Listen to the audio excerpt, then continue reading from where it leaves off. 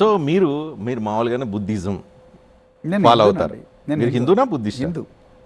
మరి బుద్ధిజం బాగా నేను ప్రమోట్ ఎవరన్నారు? చేస్తుంటారు. నేను బుద్ధి- మారిపోయారా మీరు ఈ 2 సంవత్సరాలు ఏమైనా నేను మళ్ళీ మొదటి గర్వాప్సి నుంచి ఏమైనా హిందూనే. వచ్చిందా? నా పేరులోనే శివానంది. యా మీరు పేరులో ఉండొచ్చు, కానీ మీరు బుద్ధిజం ఫాలో అవుతున్న నేను చాలా హిందూ వీడియోస్ సంప్రదాయాల చూసాం. ప్రకారం పెళ్లి చేసుకున్నాను. మీరు బుద్ధిజం ఫాలో అవుతున్న వీడియోస్ చాలా పాపులర్, చాలా హైలీ కాంట్రవర్షియల్ వీడియోస్. దాని మీద రఘురామకృష్ణరాజు కూడా కేసు పార్లమెంట్ లో స్టేట్మెంట్ ఇచ్చారు. మీరు కూడా చాలా కాంట్రవర్షియల్ ఇంటర్వ్యూ చేశారు. చేసాం.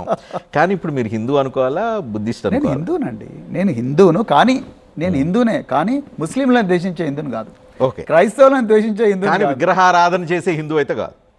నేను రోజు గుళ్ళ చుట్టూ తిరిగి, లేకపోతే రోజు నేను గుడికి పోతేనే నేను ఆఫీస్కి పోతాను అనే హిందువును కాదు. నేను ఎందుకు అడుగుతున్నానంటే ఇప్పుడు ప్రజెంట్ మీ నాయకుడు ఎవరైతే ఉన్నారో ఆయన పూజలు, యాగాలు, యజ్ఞాలు అది వాళ్ళ ఇవన్నీ తీవ్రంగా చేసే పర్సనాలిటీ.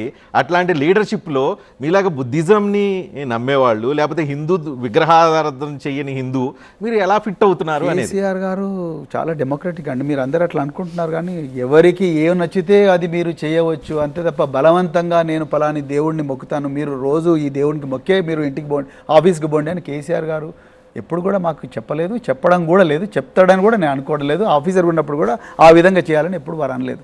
ఇది రిలీజన్ అనేది వ్యక్తిగతం రజనీ గారు.